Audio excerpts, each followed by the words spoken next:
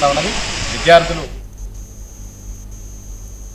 నంద్యాలలో సంచలనం రేపిన పోక్సో కేసులో కొత్త ట్విస్ట్ వెలుగులోకి వచ్చింది. మైనర్ బాలికపై లైంగిక వేధింపుల కేసులో అరెస్టైన ఓ ప్రభుత్వ ఉద్యోగి ఫేక్ మెడికల్ సర్టిఫికెట్తో అధికారులను మభ్యపెట్టినట్లు తెలుస్తోంది. సస్పెన్షన్ నుంచి తప్పించుకునేందుకు ఫేక్ మెడికల్ లీవ్ పొందినట్టు ఆరోపణలు వినిపిస్తున్నాయి. అలాగే కేసుకు సంబంధించిన ఎఫ్ఐఆర్ కాపీని పోలీసులు సంబంధిత అధికారులకు పంపలేదన్న ఆరోపణలు వినిపించాయి.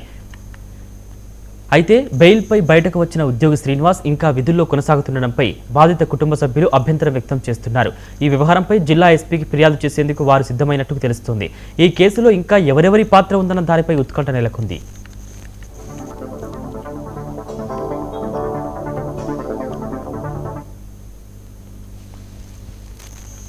ఏపీఎం శ్రీనివాసులు గారు ఇక్కడ డిఆర్డిఎస్ వరకు నంద్యాల విభాగంలో పనిచేస్తున్నారు. ఇక్కడ డిఆర్డిఎస్ ఆఫీస్లో ఆయన గత నెల మాకు లీవ్ కోసం అప్లై చేయడం జరిగింది. బట్ ఇప్పుడు అందుతున్న సమాచారం ప్రకారం మాకు ఎక్కడ దానిపైన ఎవరి దగ్గర నుంచి కూడా మాకు ఏ విధమైన కంప్లైంట్ కూడా మాకు రాలేదు, పోలీస్ శాఖ నుంచి కానీ ఇంకా ఏ శాఖ నుంచి కూడా. కాబట్టి ఆ సమాచారం మా దగ్గర లేని దానివల్ల అతను లీవ్ అప్లై చేసిన దానికి లీవ్ మనం శాంక్షన్ చేయడం జరిగింది. ఉత్తరోత్తర ఒకవేళ ఏమన్నా మాకు అటువంటి సమాచారం ఏ డిపార్ట్మెంట్ నుంచి వచ్చినా కూడా డిపార్ట్మెంట్ లో ఉన్న టర్మ్స్ అండ్ కండిషన్ ప్రకారం చర్యలు అనేవి తీసుకోవడం జరుగుతుంది.